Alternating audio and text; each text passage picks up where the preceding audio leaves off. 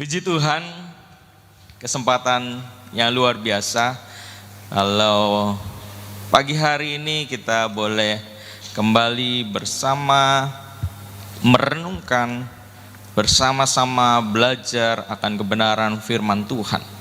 Dan pagi hari ini saya menyampaikan firman Tuhan dengan judul yaitu Good Shepherd, Gembala yang baik.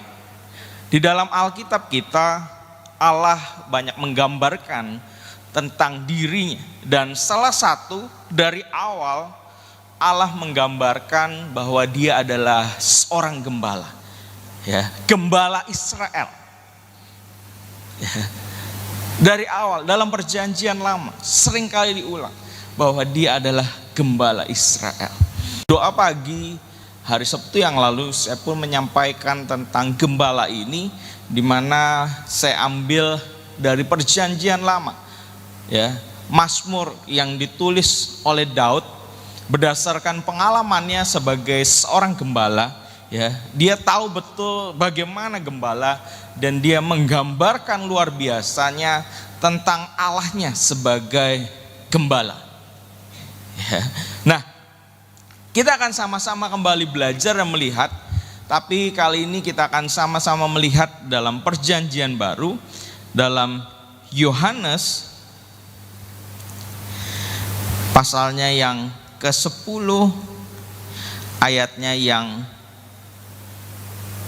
pertama sampai dengan ayatnya yang ke-14. Yohanes pasalnya yang ke-10, ayatnya yang pertama sampai ayatnya yang ke-14.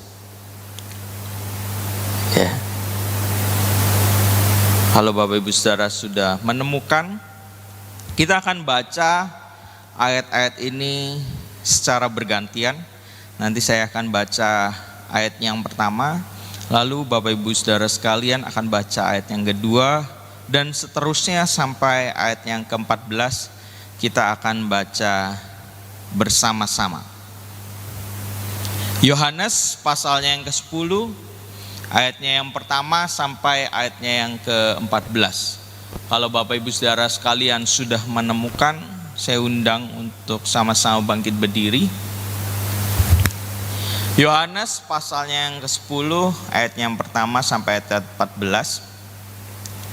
Gembala yang baik, aku berkata kepadamu, sesungguhnya siapa yang masuk ke dalam kandang domba dengan tidak melalui pintu, tetapi dengan memanjat tembok, ia adalah seorang pencuri dan seorang perampok.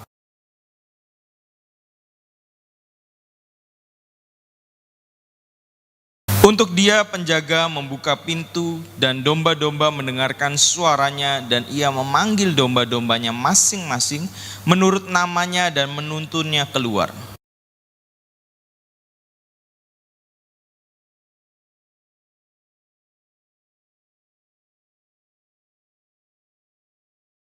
Tetapi seorang asing pasti tidak mereka ikuti, malah mereka lari daripadanya, karena suara orang-orang asing tidak mereka kenal.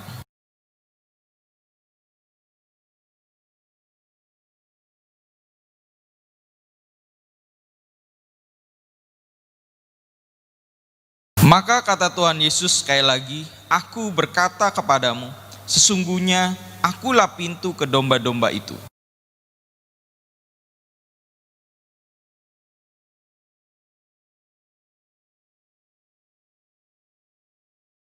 Akulah pintu, barang siapa masuk melalui aku, ia akan selamat, dan ia akan masuk dan keluar dan menemukan padang rumput.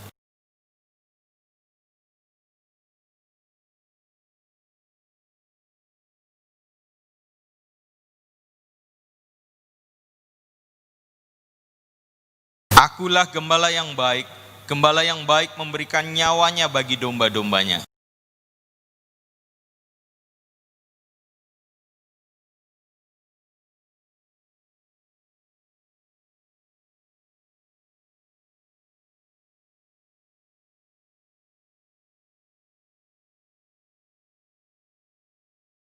Ia lari karena ia seorang upahan dan tidak memperhatikan domba-domba itu. Mari kita baca bersama-sama, 1, 2, 3.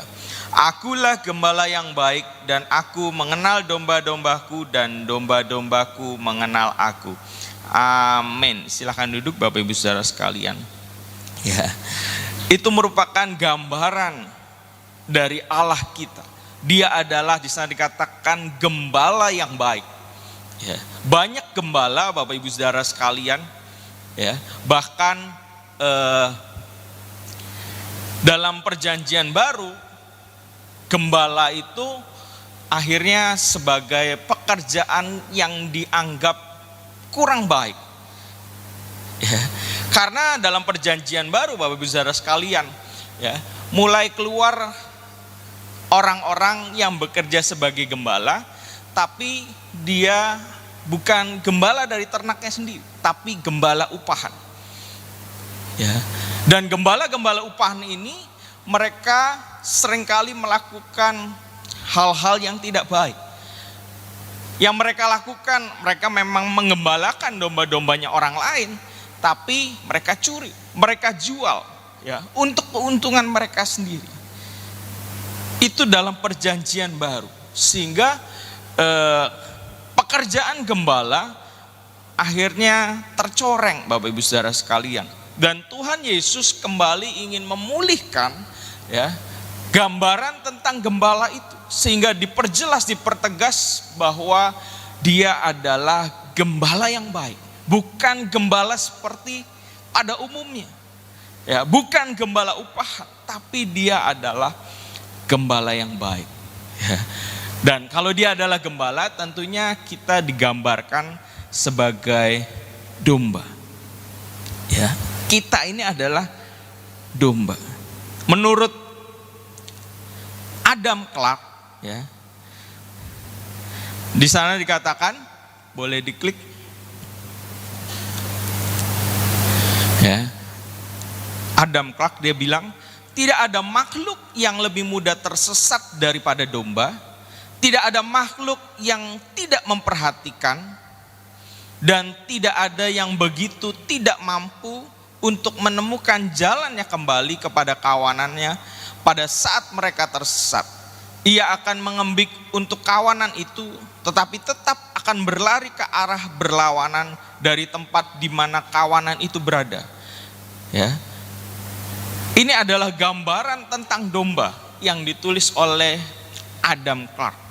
Bahwa domba ini adalah binatang yang lemah, binatang yang bodoh Bapak Ibu Saudara sekalian, ya, mudah tersesat, gak memperhatikan, ya, bahkan kalau lepas dari kawanannya dia gak bisa menemukan kawanannya kembali, ya.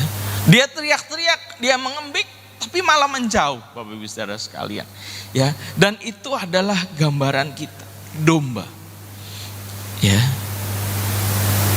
binatang yang bodoh, binatang yang lemah Bapak Ibu Saudara sekalian, ya. Tapi bersyukur kita, ya, orang-orang Kristen, orang-orang percaya, kita punya gembala yang baik. Amin Bapak Ibu Saudara sekalian. Nah, kita akan sama-sama melihat tentang gembala ini di dalam ayatnya yang ke-14 yang tadi sama-sama kita baca. Di sana dikatakan, akulah gembala yang baik, aku mengenal domba-dombaku. Ya. Dia mengenal setiap kita Bapak Ibu Saudara sekalian. Bukan cuma sekedar tahu, tapi kenal. Lebih personal, lebih individu, pribadi lepas pribadi. Sehingga kalau kita lihat di dalam Yohanes 10 kembali ayat yang ketiga, di sana dikatakan apa? Ia memanggil domba-dombanya masing-masing menurut namanya. Bukan dipanggil, hai jemaat GBT El Shaddai, bukan.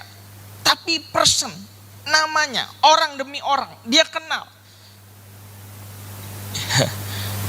Dia panggil Dian, bukan hai kamu, yang pakai baju kotak-kotak, gitu ya, yang berdiri di depan, yang rada gendut gitu ya, dan lain sebagainya. Enggak demikian. Tapi dia panggil Dian, nama kita, Bapak Ibu Saudara sekalian. Ya, Yesaya 43 ayat yang pertama pun berkata demikian. Tetapi sekarang beginilah firman Tuhan yang menciptakan engkau, hai Yakub, yang membentuk engkau, hai Israel. Janganlah takut, sebab aku telah menebus engkau. Aku telah memanggil engkau dengan namamu. Engkau ini kepunyaanku. Ya. Dipanggil namanya. Amin, Bapak Ibu Saudara sekalian. Ya.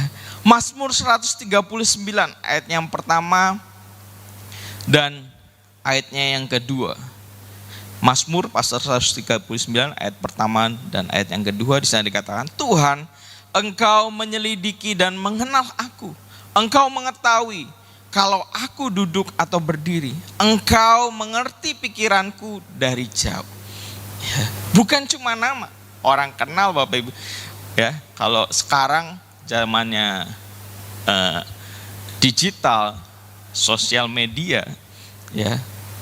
Zaman dulu media massa gitu ya. Kita bisa tahu nama orang tanpa perlu kenal, ya, khususnya orang-orang penting, orang-orang terkenal, ya, presiden kita, ya, kita tahu dari zaman dulu presiden pertama siapa, presiden tanpa perlu kenal, betul, ya, cukup tahu, ya, kita bisa menyebutkan namanya, ya, ini zamannya media sosial, bahkan kita bisa cari tahu. Ya. Tapi Mazmur 139 ayat pertama dan ayat kedua ini mau menekankan lebih lagi. Mengenal di sini bukan cuma sekedar dia panggil namanya secara person, tapi sampai dia tahu pikiran kita. Ya. Kalau orang nggak dekat, nggak akan tahu pikiran dari orang tersebut. Ya. Bapak Ibu Saudara sekalian gak akan tahu apa yang menjadi pikiran saya, pola pikir saya, ya, dalam melayani Tuhan, dalam hari-hari saya, ya. Tapi Dia adalah Allah yang mengenal. Ada suatu kedekatan sehingga Dia tahu apa yang menjadi pikiran kita, pola pikir kita, ya. Apa yang menjadi kesulitan kita, ya, yang mungkin hari-hari ini menjadi perenungan kita. Dia tahu Bapak Ibu Saudara sekalian.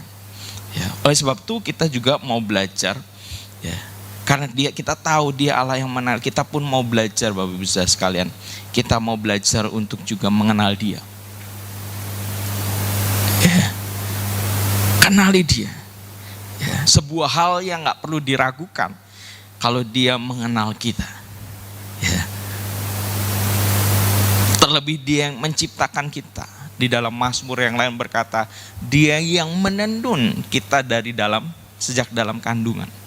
Dia tenun, Dia tahu detail demi detail Bapak Ibu Saudara sekalian dari setiap kita. Tapi pertanyaannya, kenalkah kita kepada Dia? Ya, Allah kita. Ya, di sana dikatakan ayat 14, selain aku mengenal domba-dombaku dan apa? Domba-dombaku mengenal aku. Mestinya itu juga yang harusnya terjadi. Kita pun kenal Dia. Ya, gembala yang baik itu. Ya, oleh sebab itu Bapak Ibu Saudara sekalian, kita mau terus mendekatkan diri kepada Dia. Ya, jangan menjauhkan diri. Ya. Kita perlu baca firman-Nya. Itu merupakan surat cintanya Tuhan. Yang Dia berikan untuk setiap kita. Sehingga kita bisa mengenal. Ya. Dia dengan benar. Mengenal Dia secara pribadi. Gak bisa dengan cara yang lain Bapak Ibu Saudara sekalian. Ya. Kita harus baca firman Tuhan sehingga kita punya pengenalan pribadi akan Dia. Ya. Enggak menyimpang. Amin, Bapak Ibu Saudara sekalian. Ya. Sehingga selalu diingatkan untuk kita punya waktu dengan Tuhan. Kalau yang ibadahnya sudah setiap minggu rutin berjalan dengan baik, mari kita mau tambahkan hal-hal yang lain. Ya, sehingga kita punya pengenalan yang lebih dalam dengan Dia. Bukan cuma sekedar tahu, tapi kenal. Ya, bukan cuma bisa menyebut nama Tuhan, menyebut Allah, ya, tapi kita bisa mengerti pikirannya. Ya, tentunya kembali dengan kita membaca firman Tuhan. Lalu yang kedua, di ayatnya yang keempat, di sana dikatakan dalam Yohanes 10 ayat yang keempat, jika semua dombanya telah dibawanya keluar, ia berjalan di depan mereka dan domba-domba itu mengikuti dia karena mereka mengenal suaranya. Ya, mengenal suaranya. Ya. Yang kedua yaitu dia menggembalakan, Bapak Ibu Saudara sekalian. Ya. Dia menggembalakan domba-dombanya. Ya. Dengan cara seperti apa? Di sana dikatakan berjalan di depan mereka. Ya. Seorang gembala, khususnya di daerah timur, di mana Alkitab kita berasal, ya,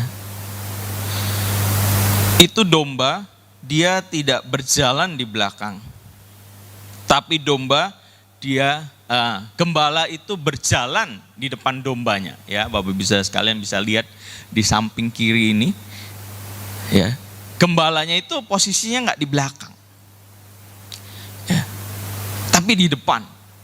Dan domba-dombanya, kalau Bapak Ibu Saudara sekalian punya anjing, ya, biasanya anjing itu selalu dilatih untuk kalau diajak jalan gitu ya, atau yang di sekolahin anjingnya biasanya itu anjing tidak boleh berjalan melebihi tuannya.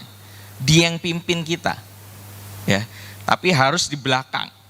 Itu diajarin Bapak Ibu Saudara sekalian, di sekolahin. Tapi domba, ya, dia ngerti betul, gitu ya. Posisinya itu di belakang.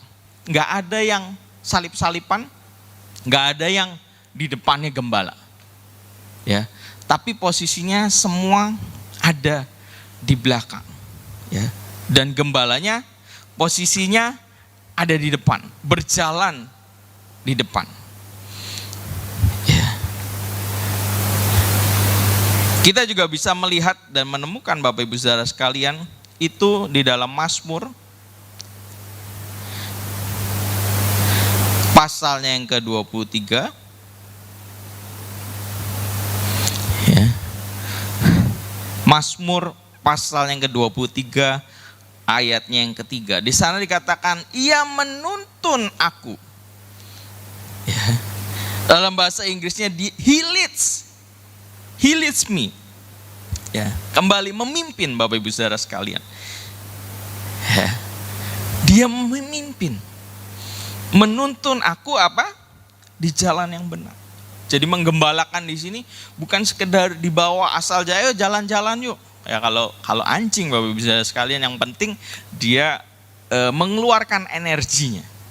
Ya, diajak jalan. Ya, apalagi biasanya anjing-anjing yang besar itu perlu diajak jalan supaya energinya keluar, sehingga kalau di rumah dia enggak biayaan tuh nggak sana sini gitu ya, nggak, apalagi ditaruh di dalam rumah supaya nggak bikin hancur rumah gitu ya. Energinya dikeluarin Bapak Ibu, asal aja jalan ya. Kita mau jalan kemana sekalian kita olahraga Bapak Ibu Saudara sekalian. Tapi kalau gembala itu menggembalakannya itu ada sasaran yang jelas ya, ke padang rumput. Kalau di sana digambarkan dia menuntunnya nggak sekedar jalan-jalan, tapi di jalan yang benar. Ya. Digembalakan itu dibawa ke jalan yang benar Bapak Ibu Saudara sekalian. Ya. Oleh sebab itu Bapak Ibu Saudara sekalian, Kalau ini saya bawa contohnya, ini adalah gambaran tongkatnya gembala gitu ya. Ini nggak tahu nih tahun berapa, mungkin 5-6 tahun atau 7 tahun yang lalu gitu ya, untuk anak tamborin sebenarnya. Ya tapi ada di rumah saya gitu ya. Biasanya kalau ada ular gitu ya, buat mentung ular gitu. Nah, kurang lebih gambarannya kayak gini, tongkat gembala ya. Cuma biasanya dia lebih melengkung. Ya kalau ini cuma segini, biasanya sampai sini Bapak Ibu Saudara sekalian, lebih panjang. Ya, lengkungannya lebih panjang. Ya. Dan tongkat ini Bapak Ibu Saudara sekalian itu bukan buat sang gembala gitu ya, buat menopang sang gembala gitu ya. Aduh apalagi gembalanya jalannya pincang, bukan Bapak Ibu. Tapi salah satu fungsinya itu kenapa dia melengkung ya, ini untuk menarik dombanya. Jadi kalau dombanya mulai menyimpang Bapak Ibu Saudara sekalian, mulai ada yang menjauh dari kawanan ya, kalau gembalanya ngelihat biasanya dalam perjalanan yaitu ditarik lehernya, ini buat ditaruh di leher gitu ya. Itu fungsinya ya. Kenapa tongkat gembala itu melengkung ya, supaya ada yang nyimpang bisa ditarik lagi, supaya bisa ada di jalan yang benar lagi, on the track lagi ya. Karena kita sama-sama tahu Bapak Ibu Saudara sekalian, saat kita keluar dari jalannya Tuhan, maka kita akan hancur ya. Sama halnya kereta api ya, kalau dia keluar dari rel ya hancur keretanya Bapak Ibu Saudara sekalian. Penumpang yang ada di dalamnya wah ya, bisa mengalami kecelakaan yang luar biasa ya. Mungkin banyak yang akan meninggal Bapak Ibu Saudara sekalian ya, saat keluar dari truk itu ya.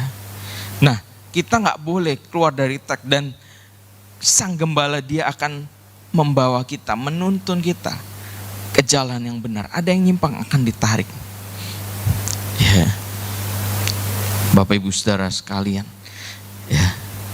Dan tongkat ini Bapak Ibu Saudara sekalian ya, bukan cuma untuk narik domba, tapi kalau ada sampai yang domba nakal sekali ya, bahkan dombanya udah sampai hilang. Kalau kita lihat Alkitab, Tuhan meninggalkan yang 99, dia cari yang satu, yang nakal itu. Seringkali dia akan menerima yang namanya pukulan ya. Pukulannya pakai tongkat, nggak pakai tangan. Kenapa Bapak Ibu Saudara sekalian? Karena domba itu bulunya tebal ya, dia bukan kambing ya. Domba itu yang diambil bulunya ya. Memang yang sah-sah aja gitu ya, apalagi kita orang Indonesia, semua dimakan ya. Jangankan domba Bapak Ibu Saudara sekalian ya, buaya, ular, kadal, semua orang Indonesia makan. Kelelawar belalang, keong, bekicot, semua ya. Tapi umumnya ya, gembala itu dia ambil juga selain dagingnya itu bulunya, karena tebal, dibuat wool Bapak Ibu Saudara sekalian ya. Jadi kalau sang gembala pukul pakai tangan, itu pasti domba nggak kerasa apa-apa ya, karena bulunya yang tebal Bapak Ibu Saudara sekalian. Sehingga gembala itu pakainya tongkat ya. Dan ini gambarannya Bapak Ibu Saudara sekalian, ada domba yang digendong sama sang gembala ya. Itu bukan karena dombanya masih kecil, aduh kasihan gitu ya. Ya, mungkin juga sebagian ada yang karena terluka masuk semak belukar. Tapi juga Bapak Ibu Saudara sekalian, itu karena dombanya dipukul, dan seringkali saat gembala pukul domba itu banyak kaki domba yang patah. Ya, sehingga nggak bisa jalan, sehingga harus digendong ya sama sang gembala. Jadi tongkat ini bukan cuma buat narik, tapi buat mukul terhadap domba-domba yang nakal ya. Tapi bukan juga berarti saat dipukul lalu dibiarkan, dia mengasihi Ya, makanya dicari, makanya dipukul, dan dia akan diobati. Nanti kalau sudah sampai di dalam kandang, gitu ya, itu biasanya di kandangnya dikasih ya kalau banyak gitu ya, banyak yang nakal apalagi gitu ya, biasanya di kandangnya beberapa gembala kasih kayak tongkat gitu ya, ditaruh di bawah gitu panjang, sehingga bisa ngelihat domba mana yang bisa masuk kandang atau nggak bisa. Ya, domba yang bisa masuk kandang berarti kakinya aman. Dombanya itu nggak bisa ngelangkahin tongkatnya itu, nggak bisa loncat, Bapak, berarti ada yang sakit. Dan gembala dia akan mengobati, Bapak Ibu Saudara sekalian, yang terluka, yang sakit ini. Ya, itu yang dia lakukan.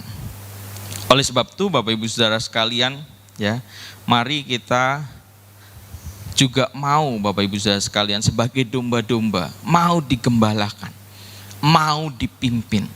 Kalau kita lihat dalam perjanjian lama, di dalam Keluaran pasal yang ke-13, Keluaran pasal yang ke-13 ayat 21 dan 22. Di situ kita bisa melihat bahwa Tuhan itu dalam rupa tiang awan dan tiang api. Ya. Manifestasinya Tuhan. Ya, atau itu adalah teofani. Ya. Tiang awan dan tiang api itu adalah gambaran Tuhan, di mana Tuhan yang memimpin. Ya, gambaran bahwa dia adalah gembala, dia ada di depan. Dan bangsa Israel dia bilang, ya dia nggak akan melangkah kalau di depannya nggak ada tiang awan dan tiang api. Ya, nah kita mau belajar demikian, Bapak Ibu Saudara sekalian. Ya, mau menjadi orang-orang yang digembalakan oleh gembala yang baik, mau jadi orang-orang yang dipimpin. Ya, jangan melangkah seenak sendiri. Ya, sekali lagi kita adalah domba, binatang yang lemah, binatang yang bodoh. Ya, kalau kita keluar dari kawanan, kita nggak akan bisa kembali. Ya, oleh sebab itu, mari kita mau belajar jadi orang-orang yang mau digembalakan, dipimpin.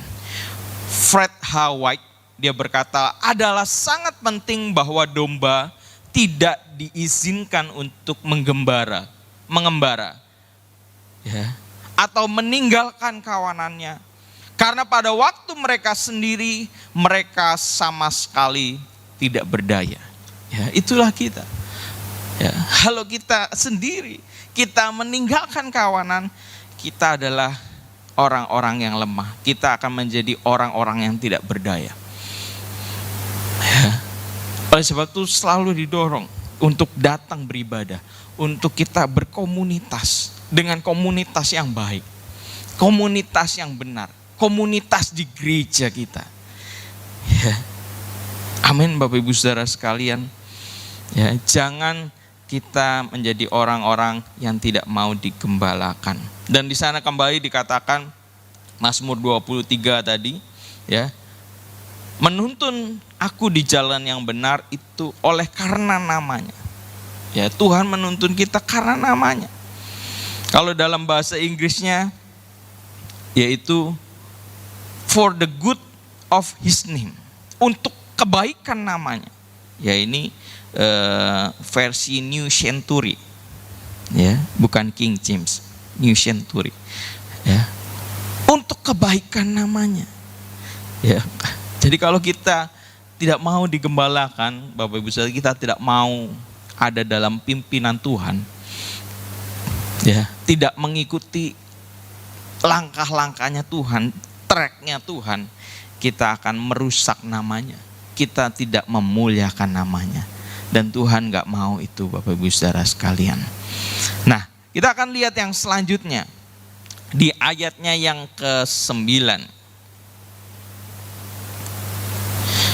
Yohanes 10 ayatnya yang ke-9. Akulah pintu, barang siapa masuk melalui aku, ia akan selamat dan ia akan masuk dan keluar dan menemukan padang rumput. Ya, sebagai seorang gembala, dia akan memberi makan, membawa kita ke padang rumput. Ya.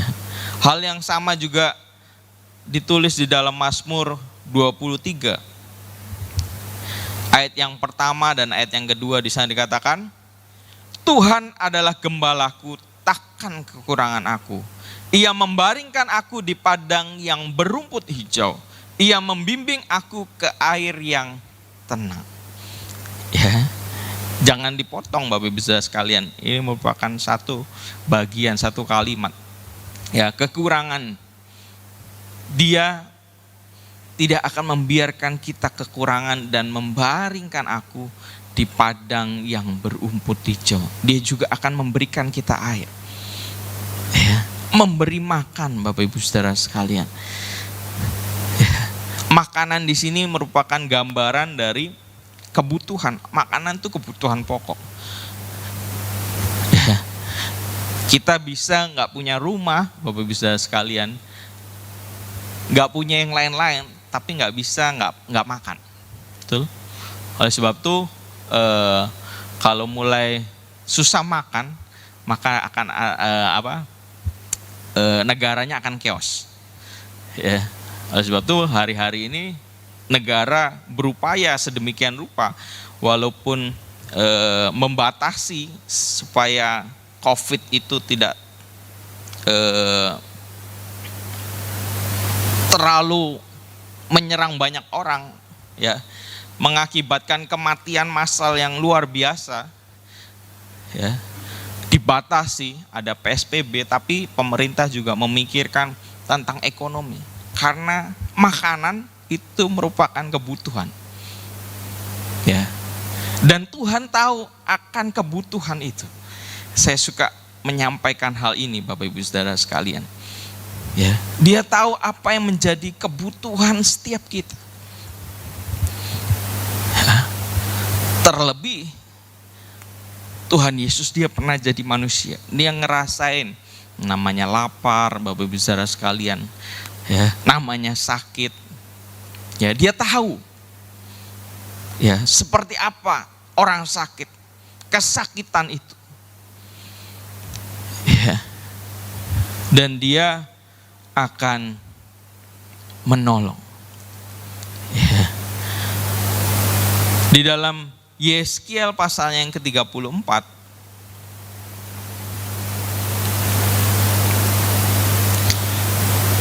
Yeskiel pasal yang ke-34 ayat 14 sampai ayatnya yang ke-16, saya bacakan. Di padang rumput yang baik akan kugembalakan mereka, dan di atas gunung-gunung Israel yang tinggi, disitulah tempat penggembalaannya. Di sana, di tempat penggembalaan yang baik, mereka akan berbaring, dan rumput yang subur menjadi makanannya di atas gunung-gunung Israel. Aku sendiri akan menggembalakan domba-dombaku. Aku akan membiarkan mereka berbaring. Demikianlah firman Tuhan Allah. Yang hilang akan kucari, yang tersesat akan kubawa pulang, yang luka akan kubalut, yang sakit akan kukuatkan, serta yang gemuk dan yang kuat akan kulindungi.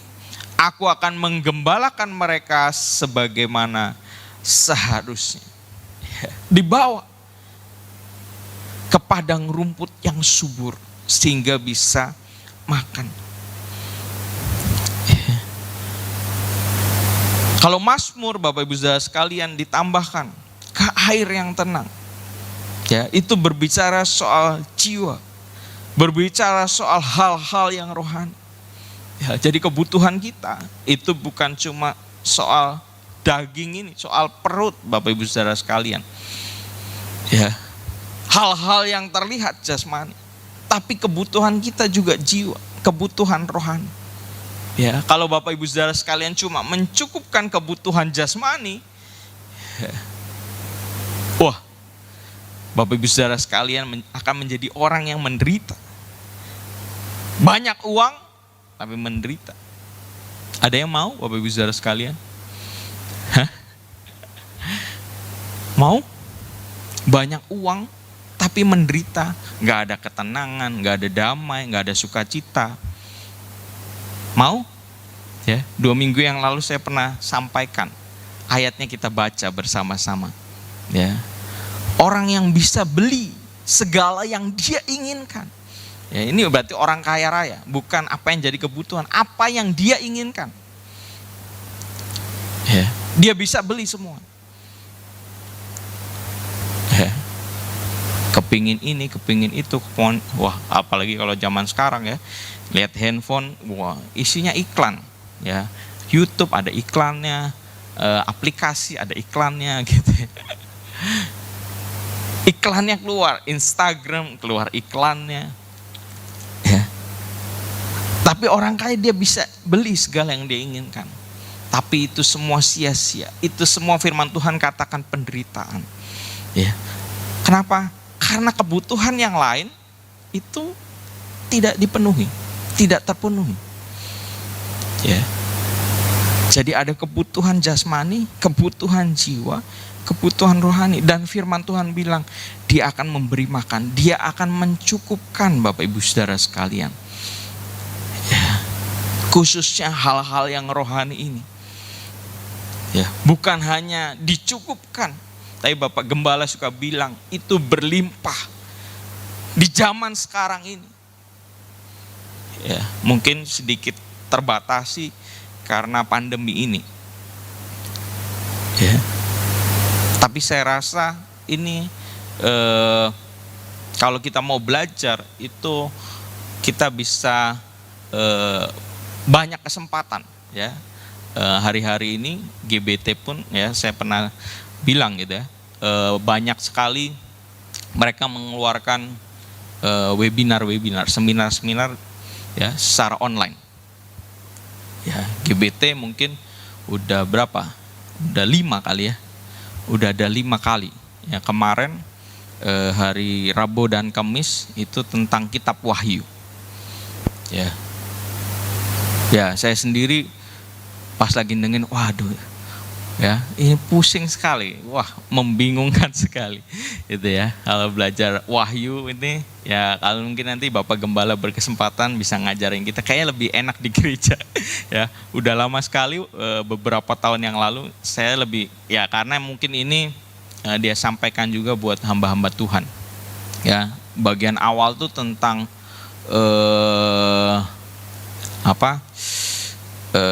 statement dari para ahli. Wah, ya itu sedikit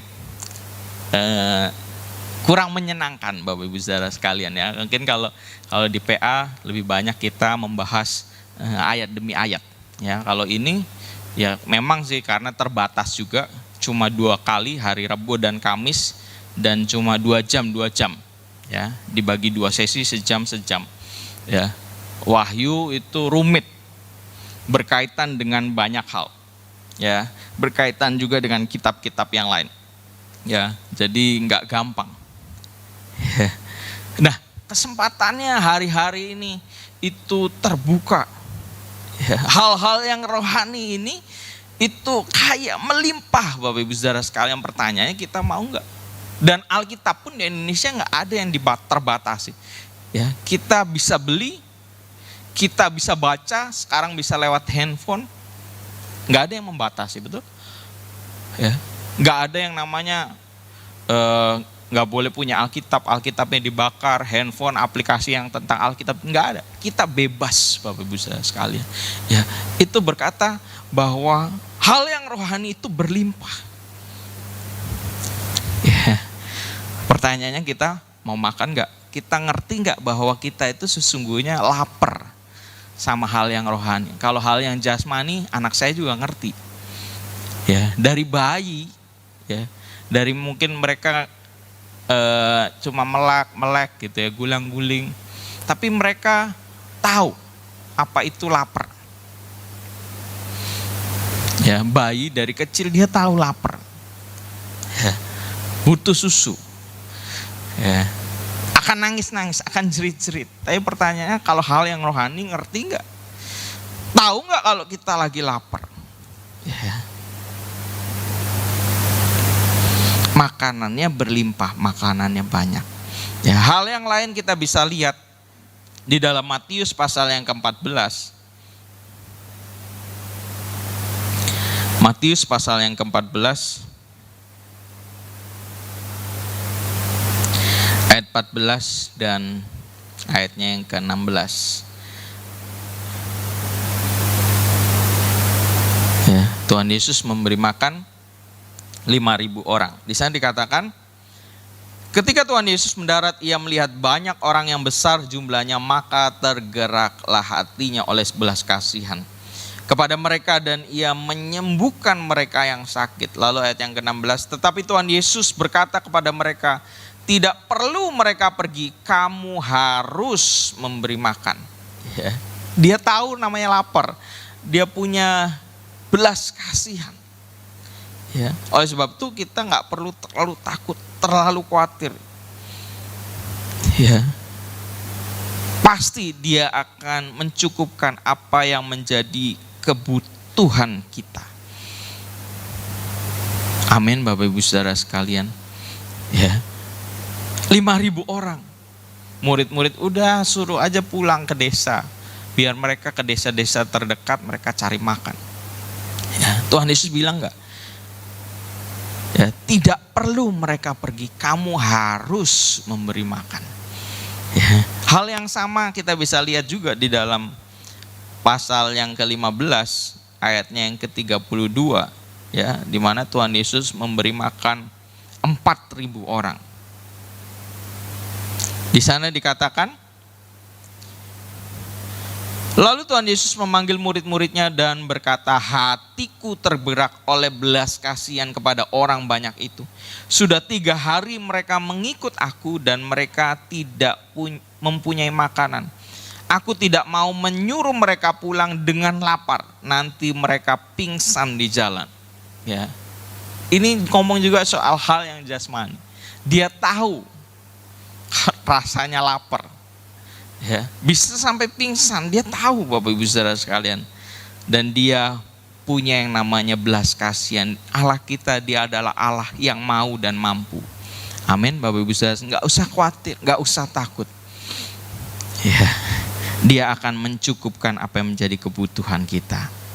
Lalu yang terakhir, kita bisa melihat di dalam Yohanes kembali, pasalnya yang ke-10, ayatnya yang ke-8,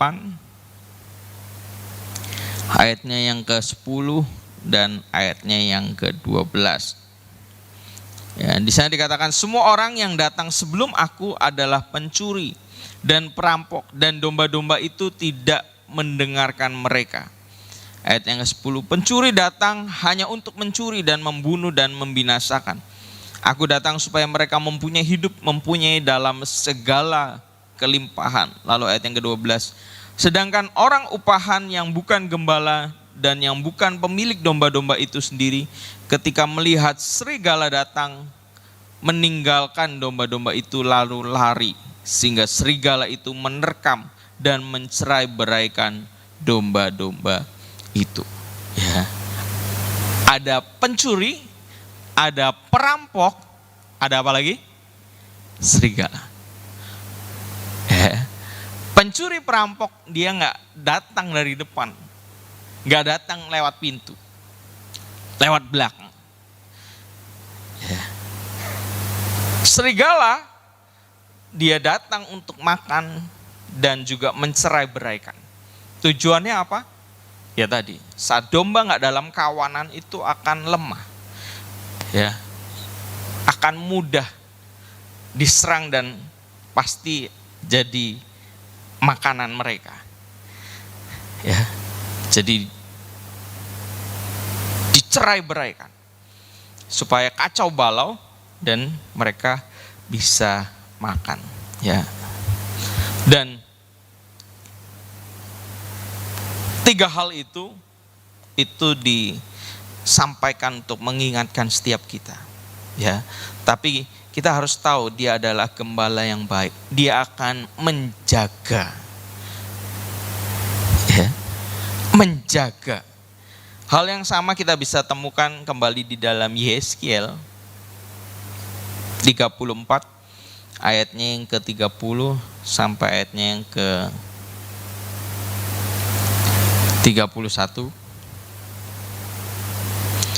Dan mereka akan mengetahui bahwa aku Tuhan Allah mereka menyertai mereka, dan mereka kaum Israel adalah umatku. Demikianlah firman Tuhan Allah, kamu adalah domba-dombaku, domba gembalaanku, dan aku adalah Allahmu. Demikianlah firman Tuhan Allah. Dia akan menjaga, dia akan menyertai kita. Daud sebagai seorang gembala, dia tahu betul bagaimana gembala, karena dia pun melakukan hal yang sama. Ya, sehingga kalau kita lihat kembali di dalam Mazmur pasalnya yang ke-23,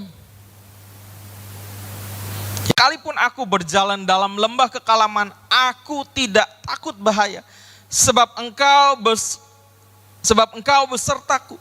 Gadamu dan tongkatmu itulah yang menghibur aku. Ya.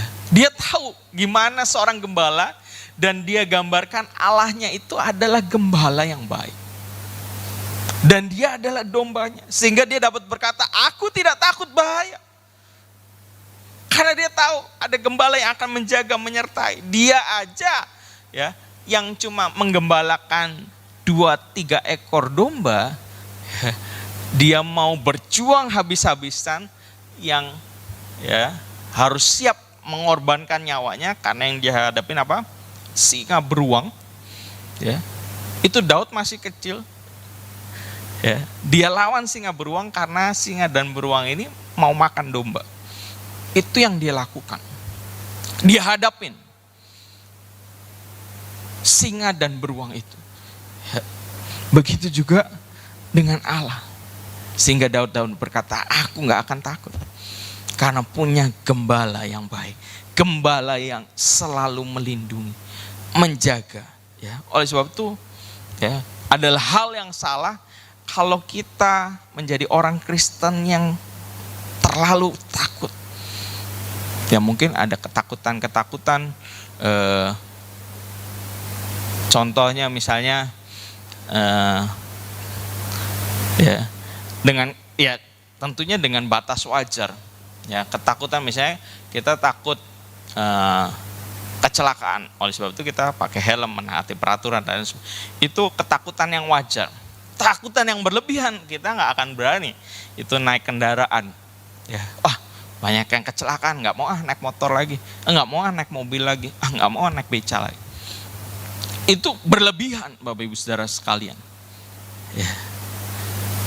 Dan itu hal yang dipertanyakan. Dia kenal nggak kepada Allahnya? Bahwa Allahnya adalah gembala yang akan menjaga. Mestinya orang-orang Kristen, orang percaya bisa berkata demikian seperti yang Daud katakan. Aku tidak takut bahaya. Karena ada gadanya Tuhan, ada tongkatnya Tuhan. Ya, bahkan itu menghibur, memberikan ketenangan, memberikan damai sejahtera. Amin, Bapak Ibu Saudara sekalian. Sama halnya terhadap COVID-19 ini. Ya. Kita punya ketakutan, ya ketakutan yang wajar. Oleh sebab itu kita melakukan protokol kesehatan. Ya, cuci tangan sebanyak mungkin. Ya, Bapak Ibu Saudara sekalian, hari-hari ini Cirebon masuk dalam zona merah lagi ya kalau nggak salah. Ya, banyak, bukan di kabupaten ya. Ya, kalau yang kemarin-kemarin kita mungkin banyak dengar itu di kabupaten, tapi sekarang di kota sendiri. Ya, mungkin dari beberapa orang yang meninggal itu kita kenal maksudnya, karena Cirebon kecil ya, betul. Si A meninggal, si B meninggal, kita tahu. Ya, mungkin kalau hari-hari yang kemarin, saya pribadi itu kayaknya nggak ada gitu ya, maksudnya nggak ada yang kena, karena sekeliling saya orang-orang yang saya kenal nggak ada yang, ya saya tahu gitu ya. Salah satunya jemaatnya cici saya ke Bali, mau kerja di Bali, belum nyampe sebulan kali ya, itu meninggal kena COVID di Bali. Meninggalnya di Bali lagi. Ya, maunya kerja. Ya. Tapi yang di Cirebon saya nggak sampai si A, si B gitu ya tahu. Ya. Jadi sedikit rada ya tetap melakukan protokol kesehatan, tapi nggak sampai, udah mulai santai lah gitu ya, bahasanya udah mulai santai ya. Nah sekarang mulai zona merah lagi ya, kita harus mulai ketat lagi Bapak Ibu Saudara sekalian ya. Hari-hari kita bukan cuma di gereja ini Bapak Ibu Saudara sekalian, Bapak Ibu Saudara sekalian yang beraktivitas di toko ya, lakukan protokol kesehatan karena virusnya ini nggak kelihatan ya. Ini yang jemaat cici saya yang di Bali itu masih muda, nggak tahu seumuran saya atau di bawah saya ya umurnya Bapak Ibu Saudara sekalian ya. Jadi masih muda sekali, mati di Bali, meninggal ya. Jadi nggak ada yang tahu. Oleh sebab itu tetap jalankan protokol kesehatan, tapi bukan membuat kita menjadi ketakutan yang berlebihan. Kita juga punya iman, Bapak Ibu Saudara sekalian harus percaya ya, kita punya gembala yang baik yang akan menjaga kita ya. Amin Bapak Ibu Saudara sekalian ya. Bukan jadi orang yang sok-sokan juga ya, tapi kita orang yang punya iman. Kita tahu apa yang menjadi bagian kita, apa yang jadi bagiannya Tuhan ya. Tetap lakukan, karena ada orang juga ya yang sudah melakukan protokol kesehatan masih bisa kebobolan, kecolongan Bapak Ibu Saudara sekalian ya. Temannya Jessica ya itu juga sama, dia bilang bahwa dia ya melakukan protokol kesehatan ketat, nggak kemana-mana, di rumah aja, tapi kebobolan ya. Dan kalau terkena itu nggak cuma satu orang kan ya, satu rumah Bapak Ibu Saudara sekalian, satu keluarga ya. Oleh sebab itu karena virus ini nggak kelihatan ya, oleh sebab itu kita lakukan apa yang jadi bagian kita, protokol kesehatan ya. Tapi kita juga harus percaya ada Tuhan yang menjaga. Jangan kita takut yang berlebihan ya. Info-info itu baik, tapi jangan sampai info itu mengintimidasi kita. Kalau info itu mengintimidasi kita, itu adalah kerjaan setan, kerjaannya si jahat ya. Info itu kan nggak masalah kan sebenarnya ya. Kita bisa ambil hal yang positif. Oh berarti kita harus begini. Oh berarti kita nggak boleh lalai. Oh harus maskernya harus seperti ini dan lain sebagainya. Tapi kalau sampai hal itu sampai mengintimidasi kita harus berdoa. Tolak dalam nama Tuhan Yesus. Kita baca ayat yang terakhir, Mazmur pasal yang ke-121.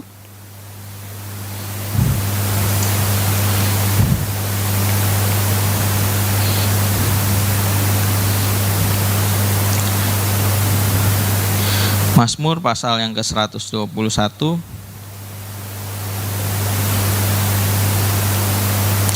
ayatnya yang pertama sampai ayatnya yang ke-8. Mazmur 121 ayatnya yang ke-1 sampai ayatnya yang ke-8 saya bacakan Bapak Ibu Saudara sekalian. Di sana judulnya yaitu Tuhan Penjaga Israel. Nyanyian ziarah. Aku melayangkan mataku ke gunung-gunung, dari manakah akan datang pertolonganku? Pertolonganku ialah dari Tuhan yang menjadikan langit dan bumi. Ia tak akan membiarkan kakimu goyah, penjagamu tidak akan terlelap. Sesungguhnya tidak terlelap dan tidak tertidur penjaga Israel. Tuhanlah penjagamu, Tuhanlah naunganmu di sebelah tangan kananmu. Matahari tidak menyakiti engkau pada waktu siang, atau bulan pada waktu malam. Tuhan akan menjaga engkau terhadap segala kecelakaan. Ia akan menjaga nyawamu. Tuhan akan menjaga keluar masukmu dari sekarang sampai selama-lamanya. Amin. Wow, luar biasa. Dia adalah penjaga yang tidak pernah terlelap. Kalau kita lihat ya, kalau satpam di daerah pembangunan, Bapak Ibu saudara sekalian, itu kalau udah jam 12 ke atas gitu ya, itu mereka akan tidur. Ya manusia, Bapak Ibu saudara sekalian, masa melek terus gitu ya. Tapi setiap sejam sekali memang ada yang keliling. Kayaknya mungkin yang keliling gantian gitu ya. Nanti jam 1 dari jam 12. Jam 12 tuh ada yang mukul tiang listriknya ting ting ting sampai 12 kali. Nanti kalau udah jam 1 mukul sekali. Ya. Nah, biasanya yang satunya akan tidur ya, karena beberapa kali kalau saya misalnya pernah jemput tamu atau jemput ada yang dari luar kota gitu ya, kadang malam itu mereka biasanya yang satunya akan tidur ya, karena biasanya jaga 2, yang satunya jaga pintu, atau dua-duanya ya, kadang sambil jagain apa itu namanya, palangnya gitu ya, portalnya, tidur gitu ya. Nanti kalau ada mobil diklakson, nanti baru bangun, Bapak Ibu saudara sekalian. Itu penjaga. Manusia terbatas, ada rasa ngantuk. Tapi firman Tuhan bilang, penjagamu tidak akan terlelap. Penjaga Israel. Ya. Amin, Bapak Ibu saudara sekalian. Ya, akan menjaga kita. Menjaga nyawa kita. Ya. Jadi jangan sampai kita punya ketakutan yang berlebihan. Ya, memang kita adalah domba. Ya, kalau Adam Clark dia bilang juga, tidak ada makhluk yang lebih tak mempunyai pertahanan daripada domba, dan yang lebih terbuka untuk dimangsa oleh anjing-anjing dan binatang-binatang liar. Bahkan burung-burung di udara dapat menghancurkan mereka. Saya tahu bahwa burung-burung gagak sering berusaha untuk menghancurkan anak-anak domba dengan mencukil mata mereka dalam mana. Jika mereka berhasil, karena makhluk itu tak bisa melihat kemana ia pergi, ia dengan cepat menjadi mangsa dari penghancurnya. Ya, bahkan sama burung gagak, domba itu nggak berdaya. Ya, burung gagak nyerang, dia cukil matanya supaya anak-anak dombanya itu nggak bisa lihat. Ya, lalu keluar dari kawanan, habis. Sama burung loh. Ya, ini bukan sama serigala, sama burung. Ya, itu menggambarkan betapa lemahnya domba. Ya, nggak punya pertahanan, nggak punya senjata, Bapak Ibu saudara sekalian. Ya, mungkin kalau domba Garut ya, ada tanduknya. Suka diadu tuh domba Garut. Ya, tapi kalau domba di sana enggak, Bapak Ibu, nggak ada tanduknya. Ya, nggak ada alat pertahanan sama sekali. Ya, tapi jangan salah.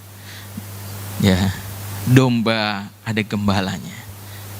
Kita punya penjaga, punya gembala yang baik yang akan menjaga kita. Oleh sebab itu, sekali lagi Bapak Ibu saudara sekalian, mari kita mau jadi domba-domba juga, domba-domba yang baik. Ya, bukan cuma sekedar kita tahu dia adalah gembala yang baik. Kita mau jadi domba-domba yang baik, yang mau belajar juga untuk mengenal, yang mau juga untuk digembalakan, ya, mau untuk dipimpin, sehingga kita tetap boleh berada dalam perlindungan Tuhan, dalam naungan Tuhan.